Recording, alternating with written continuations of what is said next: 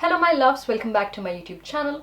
As you all know from the title, today I will be talking in depth about the e.l.f.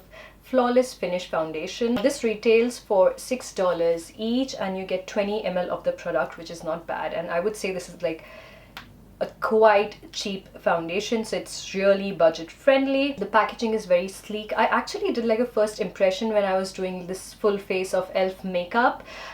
If you guys have not seen that, I'm gonna leave a link to that video in the description box below. It is a glass bottle, the cap is plastic, it's very frosted, so it's like very matte. But over here just below e.l.f. there is like a little pattern which is like a rectangular cutout, which is plasticky, and then you can see the actual shade, which is quite interesting. It's quite a different packaging. The cap is not really that sturdy, but it comes in a pump form, which I absolutely love.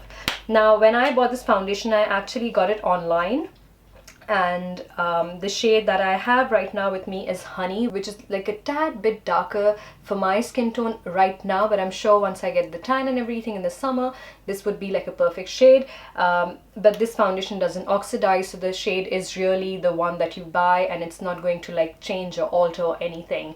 Now on the website, it was quite interesting because they had like 40 different shades to choose from. And the best thing is you can put in, which I think I also came across that in other brands, where you just mention the shade of any other foundation that you've been using currently. And the best thing is they also had like these companies like Nykaa, which is not really international, it's very local, it's Indian companies covered on the website, and then you just mention the company, the brand that you're using and the shade that you're using, and then they give you like the perfect match. The performance is amazing. I did like a first impression in that video, and then I like spent the entire day, and it just was there and it did not move. And the best thing is that I have fine lines on my forehead, and it doesn't really settle that much. Like what you can see right now, I'm not going to complain about that because that is still good. The finish is very smooth. It's not really full matte, but it is like a satin finish, which I don't mind. And in fact today I have not even powdered my face, I've not baked my face, and this is just perfect. I think if I would bake my face, it would be too much dry for my liking. I kind of like it this way. It is definitely not oily, but at the same time it's not really drying matte, and it just spreads so good. I use a beauty blender. I tried it with my finger. I didn't really go in with a makeup brush or a foundation brush because that's not something that I like, but with the fingers it was perfect. With the beauty blender, no complaints at all. And today in fact I took 2 pumps, which was too much, so I would say for the face and half of my neck, because I'm wearing a turtleneck, so just for the half of my neck and my face I just used 1 pump. Now on the website they say that this is a buildable foundation, which means you can build the coverage, and I kind of like the coverage. I would say it's a very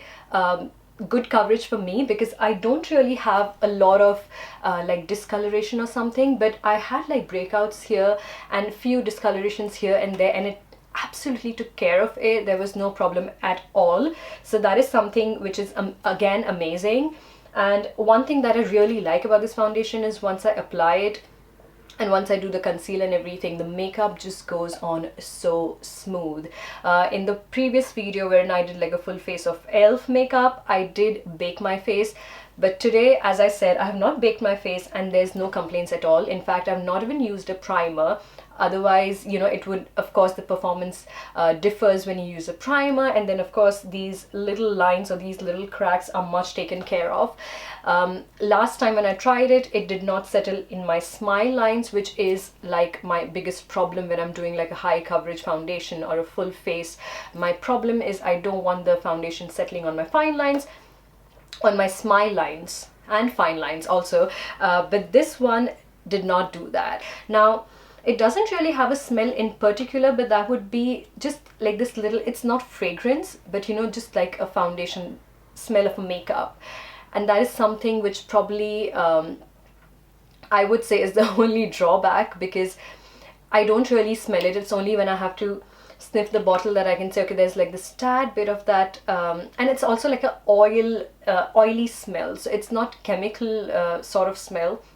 And again, it's not like fragrance which is just gonna like put me off or something, but it is something that I can tolerate. It doesn't linger on for a long time, and honestly I don't even feel it when I'm applying it on my face. It's only when I want to sit and do a review and I want to like dig very deep into the product, that's when I come up with these things. So overall, I'm highly impressed by the performance of this Flawless Finish foundation. Also very impressive is the shade range, that they have like 40 different shades, and the performance is just amazing.